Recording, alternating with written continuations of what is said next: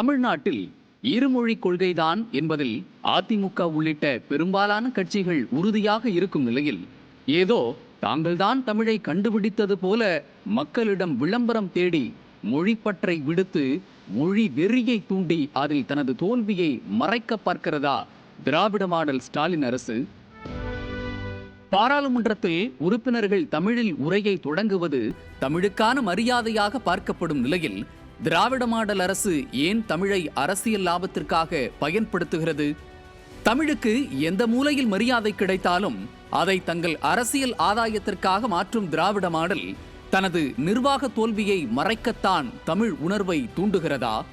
நிரந்தர சுத்தமான குடிநீர், முறையான சாலைகள் உள்ளிட்டவற்றை செயல்படுத்தும் மாற்று திட்டம் இல்லாமல் அரசியல் சண்டைகளில் ஈடுபடுவது மக்களின் அடிப்படை பிரச்சனைகளை எவ்வாறு தீர்க்கும்? தமிழக பள்ளிகளில் கல்வித்தரம் தொடர்ந்து சரிவடைந்து வருவதற்கு திராவிட மாடல் பொறுப்பேற்க மறுப்பதன் பின்னணி என்ன? அரசு பள்ளிகளில் போதிய ஆசிரியர்கள் இல்லாமல் மாணவர்கள் எதிர்கொள்ளும் கல்வி வீழ்ச்சிக்கு திராவிட மாடல் அரசு என்ன தீர்வு கூறப்போகிறது? தமிழகத்தின் நிதி மேலாண்மை பேரழிவாக மாறியிருக்கும் நிலையில் ஆட்சியாளர்கள் ஊழல் குற்றச்சாட்டுகளுக்கு விளக்கம் தர மறுப்பது ஏன்? பாமர மக்களின் அடிப்படை தேவைகளை புறக்கணித்து தமிழர் செல்வாக்கை முன்னிறுத்துவதாக கூறும் திராவிட அரசின் உண்மை முகம் எது?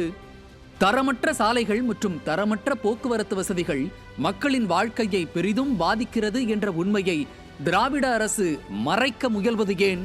தமிழர் உணர்ச்சியை அரசியல் கணக்கீடாக மட்டுமே பயன்படுத்தும் திராவிட மாடல் உண்மையில் மக்களின் நலனில் எந்த நடவடிக்கையும் எடுக்காதது ஏன்?